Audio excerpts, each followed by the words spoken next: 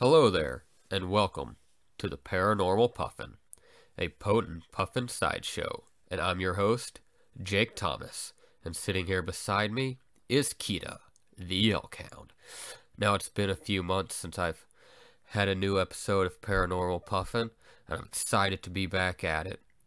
And this month's episode kind of comes a little close because I get my inspiration from talking with one of my coworkers here.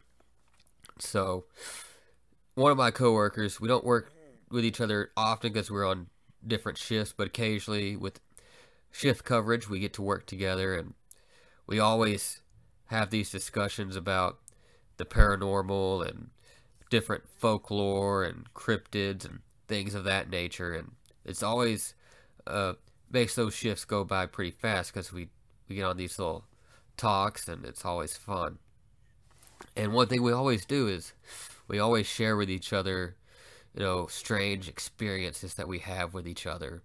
Like a few weeks ago, I had this incident with my light where the light fixture just fell, but the retaining screws were still all the way in. Like I had to undo the retaining screws to get the fixture to go back in. So I just thought it was weird because it's like it just fell without the retaining screws being moved. And it was kind of a freaky thing, but it's something I shared with him because I know we both enjoy those kinds of topics. And when we do this, we always talk about things that we know about the topic, things, similar experiences with either ourselves or someone we know. And sometimes if like a local legend per se pertaining to the subject, we'll tell it. And he shared with me an interesting story the other day. I don't remember exactly how it went. I'll have to ask him again to get the exact story, but basically the gist of the story was he was at home and he was getting ready for bed, and his wife was outside with their dogs, and he heard this very distinct, loud whistle. Like, he thought there was someone in the room with him making this whistle, but obviously there wasn't. He was alone. And when his wife came in, she asked him if he had been whistling at her because she had heard it too, and thought it sounded like it was really close. And like they didn't see anyone going by. There's like no footprints. Like he walked up to the road and there's like no footprints around. And like I said, his wife was out with the dogs, and their dogs are the type that would generally bark if something was around. And they were completely unfazed by these two whistles that they heard. And so it's kind of unsettling though that there's these whistles but no known source. And so we kind of talked a little bit, and as we talked, I got to realize there's a lot of superstitions and paranormal based on whistles. A lot of folklore, a lot of legends based on whistles.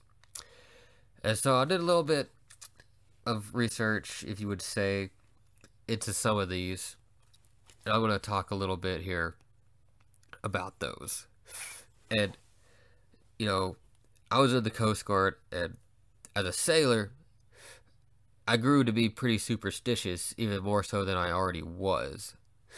And one of the big superstitions for sailors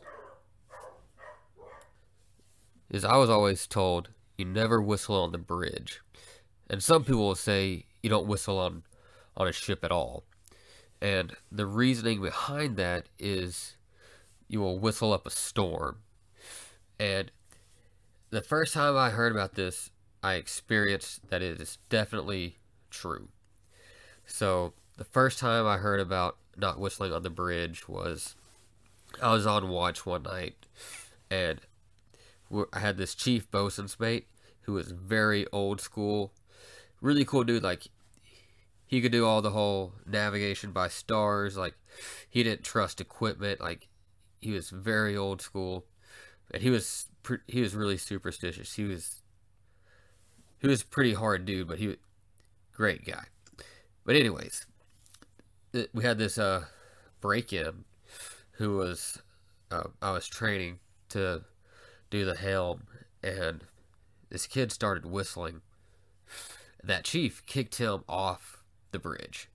Like, he wasn't allowed to stay on watch because he started to whistle. And I asked the chief, after that kid got sent off the bridge, I was like, what's up with that? And he told me, he's like, well, you'll whistle up a storm.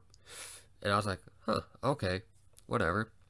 Well, then, I don't know, about an hour later, we got into a pretty good little storm.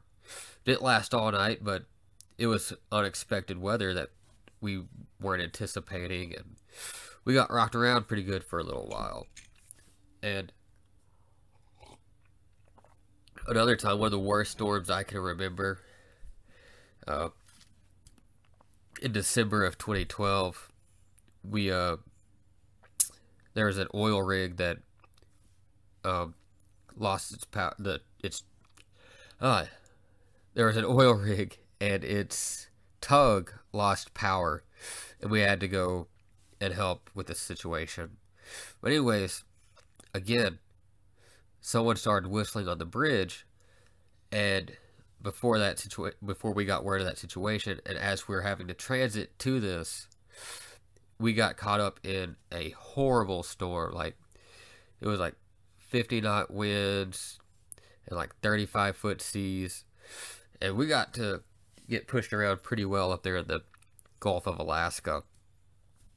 But the storm kind of came after someone was whistling on the bridge, and so I just find that very strange. And I kind of like wonder, like, well, why is that? Well, some people say, well, that superstition probably got started because someone found whistling annoying and they didn't want someone annoying them. And so they said, no whistling on the ship, and they made up a reason. But there's another reason, too. And I think it's more accurate because I've seen it. I've seen this. And they say that it's because when you do that, you're challenging the wind. And, well, you challenge nature and it's going to show you what it can do. But something else I kind of learned in just my little bit of light reading and internet searching is I learned about this thing, Transcendental Whistling. Came from Asia. I guess the best transcendental whistlers were around in the 3rd century, but essentially it's like, I guess it can be used with like yoga, but it's a way of controlling your breath, usually like long, drawn, and like resonating, like whistling kind of sounds. And these people who practice this were able to summon animals, they could communicate with spirits, and they could even control the weather. There was one person who I read about, he was trying to cross this river, and the ferry refused him service, and so he laid down a mat and he started practicing this transcendental whistling, and the wind came and picked up his mat and carried him over the river. And I thought that was pretty interesting. But then it kind of makes me think, well, if they were doing this by whistling, and you think about how whistling's, is challenging the wind, what if that's because, like a subconscious way, when you're whistling on a ship, you're in a way doing this transcendental whistling, but you don't know it, and so you're not doing it properly, and so it's triggering this bad weather. I don't know. It seems like it could be a thought, but I don't know. And then the other big thing that I've always known about with whistling is I've always been told you don't whistle inside because it could summon evil spirits and invites them into the residence where you're at. And I've had a little bit of experience with this myself, and I'll tell you about this. So, a couple of years ago, my mom and stepdad, they moved into a new house. And my wife and I went to go visit them, and they had only been in this house a couple months at this time, and we usually stay with them when we go to visit. And the first night I think it was like the first or second night we were there, my stepdad was whistling as he was walking through the house, and my wife repeatedly asked him to stop.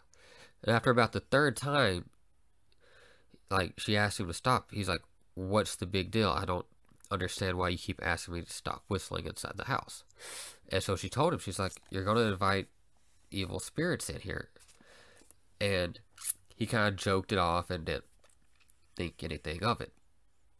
Well, that night, my wife and myself, my son, we're in our room and we're asleep. So my son still slept with us in our bed at the time. And so he's in there, and I don't remember if he spilled his drink or if he wet the bed, but something happened and the bed got wet. And so we didn't want to sleep in the bed with it being wet. So we went and slept in the living room on the couch for the evening. And well, that whole night, like, I wasn't able to go back to sleep. And like, I couldn't really, it was almost like a night, the sleep paralysis almost. Kind of like, I could move, but I didn't like really want to. I was nervous to move. And like, I'd look around, but like, I just felt like this really like heavy presence. Like, I felt like something was like floating above me, but like, I couldn't quite see it, but like, I could really feel it. And it kept me like really nervous, and I didn't want to like get up or move around. And like, I'd look over and my son was sleeping, and so that was good. Then I thought my wife was asleep. She looked like she was asleep to me, but then the next morning she said the same thing to me. She was experiencing a pretty similar presence. Like, it didn't feel good. Like, whatever it was, it didn't seem friendly to us.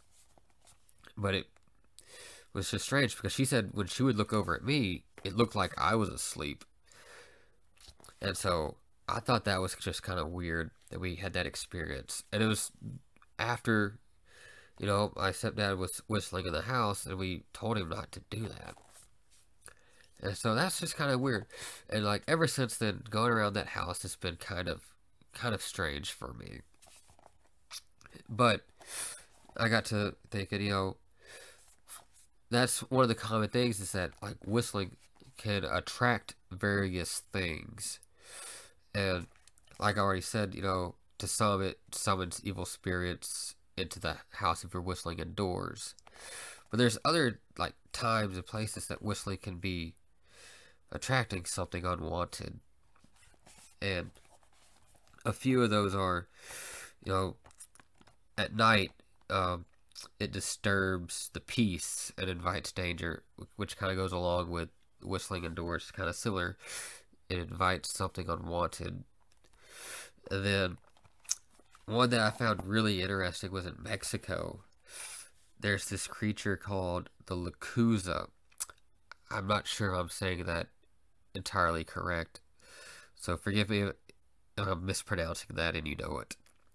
But the Lacuza is this witch who can turn into an owl, and at night she'll whistle, and that's how you know she's there, because she'll whistle, and if you whistle back, then it alerts her that you know she's there, and that's when she's going to take you away. And so she's like this owl lady. She's like 15. She's like 7 foot tall with a wingspan of 15 foot, and she can pick up grown men. But she was a witch who got exposed for witchcraft, and the townspeople killed her. and then she came back as this owl lady. But it's just kind of cool. I just find it very interesting because it's an interesting creature. I want to learn a little more about it. But the Lacuza is kind of interesting, but she kind of does her thing through whistling. Like, if you hear the whistle and you whistle back, she'll come. So, be careful if you're responding to a whistle. And in like some Middle Eastern cultures, whistling can attract the jinn, which are kind of like genies, and they bring about misfortune. So, that's, you know, you don't want to invite those guys either. In Hawaii, some believe that whistling can bring about the night watchers, and could also bring about the Minahune, which are like these forest dwarves. But both of those are, you know, I had some hard time finding exactly why it's bad. But like the night watchers, I mean, you don't want to cross paths with them, but if you do, you know, try and show respect for them, because they're just doing their thing and try to protect their ancient spirits. So just show those guys respect. But then you get to some of the Native Americans, and that's where some really interesting things come about in my mind. So, according to some Inuit legends, and I didn't know this one myself, but my wife, she did. And she kind of laughed when I told her about it, because she's like, you didn't know this? But apparently, if you whistle, you're not supposed to whistle under the northern lights. So, apparently, if you whistle at the northern lights, the spirits of the lights will carry you away with them. So, if you don't want to get carried away with the spirits, don't whistle at the northern lights. So, keep that in mind if you're ever around them. And then, the other one is, this one kind of varies from region to region, but it's kind of prevalent in different indigenous people across America and Canada. But it's the stick people, or the stick Indians. So, the stick Indians, they pretty much communicate by whistles. Some say they're forest spirits, and they can vary from being Bigfoot-like creatures to being dwarfs. And some say they're pretty human-like, but however they get interpreted, they aren't good. Like, you don't want them around. And most tribes, like, they won't even acknowledge their actual name. I can think of a creature around here for the native Alutiiq people, and I'm not going to talk about what they're called, because my wife would be very upset if I mentioned them in our house. That's kind of how off topic these guys are. But, and I don't know, those guys that my wife won't let me mention, they could be a variation of the Stick Indians. I'm not 100% sure. But that's kind of how they are. Like, that's why they're called Stick Indians. They won't mention the native people won't even mention their true names. But that's kind of what they do. That's one way they communicate, is by whistling. And some say that they do it to cause confusion amongst their people they're around, or it could just be seeing who will whistle back and acknowledge them so that they can come after you. And yeah, and so, but these stick people, these stick Indians, they have some unique powers, kind of. because some people say that they can cause paralysis and they can hypnotize people, and they could even cause some people to go insane, which is just so you're saying that they can do these things. You see why they're bad, and you don't want to get around them. So if you're, alone at night and you hear someone whistling at you, it might be a good idea not to whistle back, because it could be one of these stick Indians.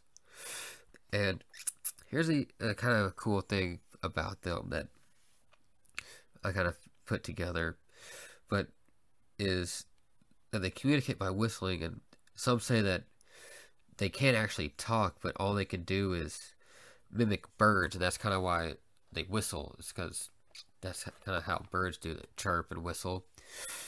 But I find that interesting because, according to some, they're very Bigfoot-like creatures. And my friend who had the whistling experience I was telling about earlier, he's always kind of told me that some people within the Bigfoot community believe that that's how different Bigfoots or Sasquatches communicate, is by mimicking birds. And some people know this because they'll be in an area and they'll hear a bird that doesn't exist there, and it'll be people who are out in known Bigfoot territory trying to document Bigfoots, and they hear these series of chirps from birds that aren't native to that area and shouldn't be in that area. So they think that these Bigfoot maybe learned these bird sounds and migrated. So I just find that pretty interesting. And that there's that Bigfoot connection with some of these stick Indians. Are they the same? Maybe, maybe not. Because I don't think so, because Bigfoots can be malicious, but they're not always. But these stick Indians, they generally are malicious, and so I think that could be two similar things that might get confused, but I don't know for sure. And that's pretty much all I have for the whistling. So, kind of neat little topic to listen to and think about. And I would just suggest, if you're alone at night and you don't want to attract anything unwanted, don't whistle, and don't whistle indoors or on a ship. So, yeah, that's what I have for this week. I hope you all enjoyed it, and I hope to be getting back to monthly episodes of Paranormal Puffin. And be sure to also check out the Potent Puffin podcast as well. And if you enjoyed, give a like, leave a review, comment, whatever. Follow me on Twitter and Instagram at Potent Puffin. Like my Facebook page if you want to. And yeah, I'll catch you all next time. And take care, all.